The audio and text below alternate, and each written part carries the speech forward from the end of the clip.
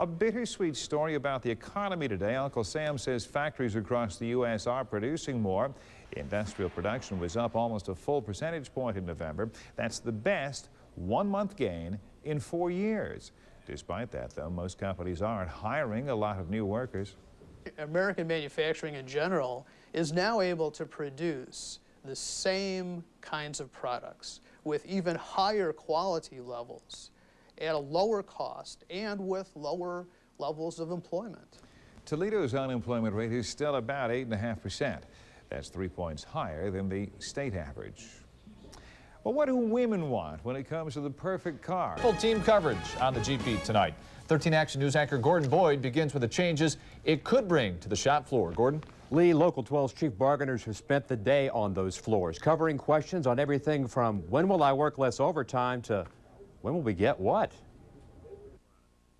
Well, I'm looking for longevity, job security.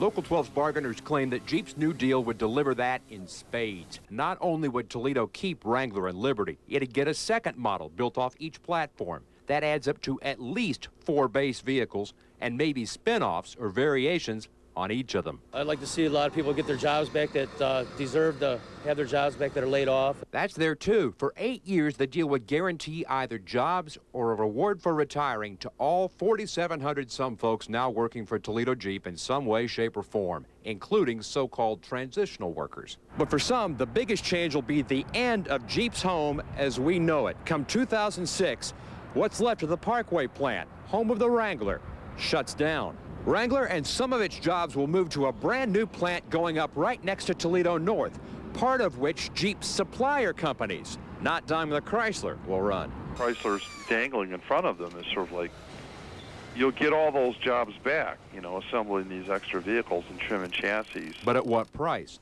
Suppliers work right alongside assemblers at Nissan's 9 union plants in Mississippi and Tennessee, but they make $3 an hour less than Nissan workers. So you think you ought to make the same as the other guys? Yeah.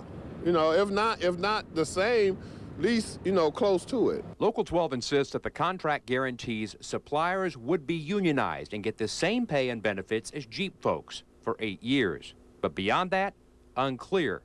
Would their bargaining clout, their fate, still be tied to Jeep's family, or would they have to fend for themselves? How many jobs will it take or create to build twice as many models, twice as many Jeeps as Toledo does now? We don't know that yet either, but those so-called supplier jobs could be the best chance yet for somebody laid off to get back in, even if you wind up working for less long-term. And long-timers may have a reason to leave early, buyouts of 35 to 70 grand. Reporting live, Gordon Boyd, 13 Action News. We still haven't heard from the union about this new contract. Workers will have the final say, of course, but did they like the deal enough to approve it? 13 Action News reporter Alexis Means continues our triple team coverage from the UAW Hall in central Toledo. Alexis. Well, Diane, some Jeep workers say they want a new contract, so they're saying, let's just go ahead and approve it. Others are saying, hold on, not so fast. Let's hear what union leaders have to say first. Monday, Jeep workers will vote on an 8-year contract deal, a deal auto industry experts say is huge for the Toledo area. The big question, will it pass? Sounds pretty good so far. There's a few things that aren't answered, though, in it. Like what? Mainly the work days, how long they're going to be and how many Saturdays we're going to have to work. That's a big thing with a lot of people. Finally, it's finally true. We're going to have, everybody wants a contract. They want to get on with it. You know, nobody wants to work without a contract. Speak for yourself. Jeep worker Bill Spacky says the new deal won't get his stamp of approval. A lot of people may not have the guts to say it in front of the camera or whatever, but I will. It's not right. It's not fair. I don't feel my union has done their job, and I think the company's taking us to the cleaners. Are you worried about the 8-year deal? Oh, yeah. Yeah, I'm worried about it, because the last 7 years that we've made a deal with them has been total hell for us. Excuse my language, but it has. It's been terrible. And you'll get a lot of mixed reaction depending on which Jeep worker you talk to. Again, they will vote on this contract on Monday. Reporting live, Alexis Means, 13 Action News. And this new deal could mean more money for the Glass City in the long run. 13 Action News reporter Christian Brown live at the Jeep plant in North Toledo, continuing our triple team coverage tonight. Christian. That's right, Lee. It could mean more business for construction companies and suppliers like Dana and Johnson Control, and in the end, more jobs. Some Toledoans are getting real excited about the new Jeep deal.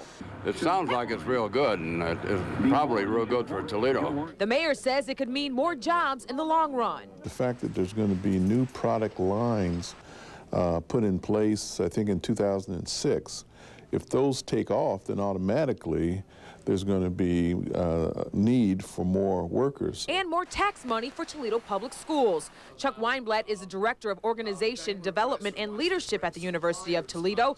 He says it's good for Toledoans and Jeep workers. It's going to provide them with not only a signing bonus, but pay raises, 3% the second year, 2% the third year, and 3% again in the fourth year. And that's pretty good job security. The laid off workers will have an opportunity to either come back to work or accept a buyout from the company. Now, Mayor Jack Ford says the city could play a role in the development project as far as land is concerned. The state could also, and he says he'll know more in the next few weeks. Reporting live from North Toledo, Christian Brown, 13 Action News. The nation's unemployment rate dropped to its lowest level in 14 months. The Labor Department says just over 5.5% of Americans are looking for work. That's down 0.2% from the month before. Some say that is an indication of a recovering national economy. But what about our local economy? 13 Action News reporter Bill Horman has more on that part of the story. Bill? You know, the job news hasn't been good around here lately, Diane. Food Town is closed. Farmer Jack workers worried about their jobs. We're losing manufacturing jobs here in town.